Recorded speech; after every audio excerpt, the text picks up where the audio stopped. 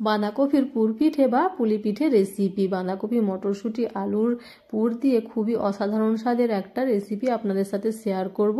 ভিডিওটি স্কিপ না করে শেষ পর্যন্ত দেখবেন। আপনারা দেখছেন সুস্বাদু রান্নাঘর। সুস্বাদু রান্নাঘরে আপনাদের সকলকে স্বাগত জানাই। ভিডিওটি ভালো লাগলে চ্যানেলটিকে সাবস্ক্রাইব করে পাশে থাকবেন। এই রেসিপিটি বানানোর জন্য প্রথমে এখানে নিয়েছি বাঁধাকপি। বাঁধাকপিটাকে সরু সরু করে কেটে নিয়েছি মটরশুঁটি আর নিয়েছি আলু কুচি। সরু সরু করে আলুটাও কুচি করে নিয়েছি। এরপর সমস্ত সবজিগুলো খুব ভালো করে ধুয়ে নিয়েছি। একটা প্রেসার কুকারে সমস্ত সবজিগুলোকে দিয়ে দিচ্ছি।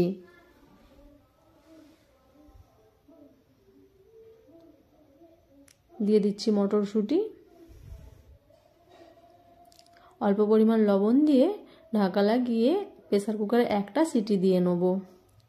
সিটি দিয়ে নামিয়ে নিয়েছি। এরপর একটা কড়াই দিয়ে দিচ্ছি সরষের তেল। তেলটা গরম হয়ে গেলে দিয়ে দিচ্ছি পেঁয়াজ কুচি। পেঁয়াজ কুচিটা খুব ভালো করে ভেজে নিয়েছি। দিয়ে দিচ্ছি হাফ চামচ আদা রসুন বাটা। আদা রসুনটা খুব ভালো করে পেঁয়াজের সাথে ভেজে নিচ্ছি অল্প করে জল দিয়ে। এভাবে ভেজে নিয়েছি। তারপরে দিয়ে দিচ্ছি 1 চামচ লঙ্কার গুঁড়ো, 1 চামচ ধনে গুঁড়ো, 1 চামচ হলুদ গুঁড়ো। এরপরে মশলাটা খুব ভালো করে ভেজে নিচ্ছি।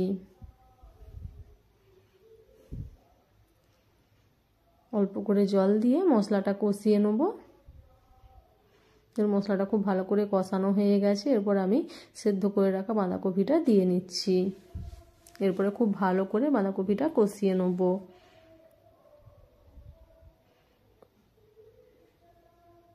তো এইভাবে খুব ভালো করে বাঁধাকপিটা মিশিয়ে নিয়ে খুব ভালো করে বাঁধাকপিটা কষিয়ে নিতে হবে, যাতে একটু না জল থাকে এবং বাঁধাকপিটা খুব ভালো করে সেদ্ধ হয়ে যায়। অল্প করে স্বাদ মতো লবণ দিয়ে দিয়েছি। লবণ দিয়ে খুব ভালো করে মিশিয়ে নিচ্ছি এবং খুব ভালো করে বাঁধাকপিটা এভাবে রান্না করে নিতে হবে। দেখুন কতটা সুন্দর কালার এসেছে, আর একটুও জল নেই। শুকনো শুকনোভাবে এই পুরটা বানিয়ে নিতে হবে।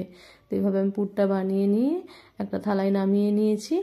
এরপরে আমি এখানে আটাটা মেখে নেবো। একটা হাঁড়িতে দিয়ে দিয়েছি জল। জলটা ফুটে উঠলে তাতে আটা দিয়ে লবণ দিয়ে এভাবে আমি আটাটা মেখে নিচ্ছি। এখানে আমি আতপ চালের গুঁড়ি নিয়েছি। আপনারা চাইলে সেদ্ধ চাল নিতে পারেন বা আতপ চাল দিয়েও করতে পারেন। এরপরে খুব ভালো করে হাতে করে মেখে নিয়ে এইভাবে ছোটো ছোটো করে লেচি কেটে নিচ্ছি। এইভাবে আমি আটাটা মেখে রেখেছি। এরপরে হাতের সাহায্যে দেখুন এভাবে প্রেস করে কতটা নরম হয়েছে আপনারা দেখতেই পাচ্ছেন। এইভাবে আমি সব মোড়কগুলো বানিয়ে নেব। আগে থেকেও বানিয়েও রেখেছি, আর আপনাদেরকে দেখিয়ে দিচ্ছি কিভাবে বানাবেন। আঙুলের প্রেসার দিয়ে দিয়ে এইভাবে মোড়কটা বানিয়ে নিতে হবে। এইভাবে পিঠে বানালে একটা পিঠেও ভাঙবে না, শক্তও হবে না এবং খুব সুন্দর খেতেও হবে, খুব নরম থাকবে। এরপরে 1 চামচ করে পুর নিয়ে ভেতরে দিয়ে দিচ্ছি। এরপর এইভাবে মুড়ে নিয়ে হালকা হাতে দেখুন এইভাবে দুটো মুখকে ধরে চিপে দিতে হবে। খুব ভালো করে হাতে করে চিপে দিয়েছি যাতে বেরিয়ে না যায় পুরটা।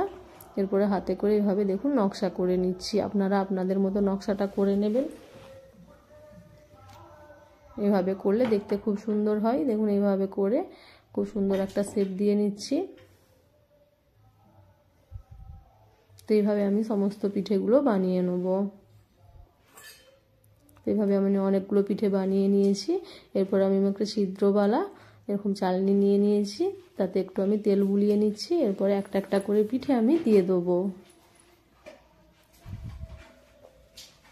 অনেকগুলো করেই পিঠে এর মধ্যে সেদ্ধ হয়ে যায়। অনেকগুলো পিঠে আমি এতে দিয়ে দিচ্ছি। এদিকে আমি একটা হাঁড়িতে জল ফুটতে বসিয়ে দিয়েছি। জলটা ফুটেও গেছে।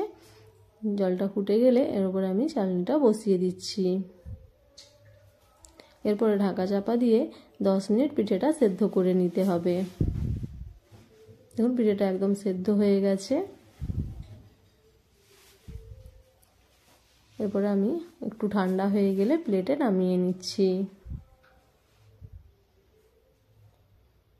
দেখুন একটা পিঠেও ভেঙে যায়নি এবং কত সুন্দর হয়েছে। খুবই অসাধারণ স্বাদের এই পিঠে রেসিপি অবশ্যই আপনারা ট্রাই করবেন। আমি ভেঙে দেখাচ্ছি, দেখুন খুবই টেস্টি হয় খেতে।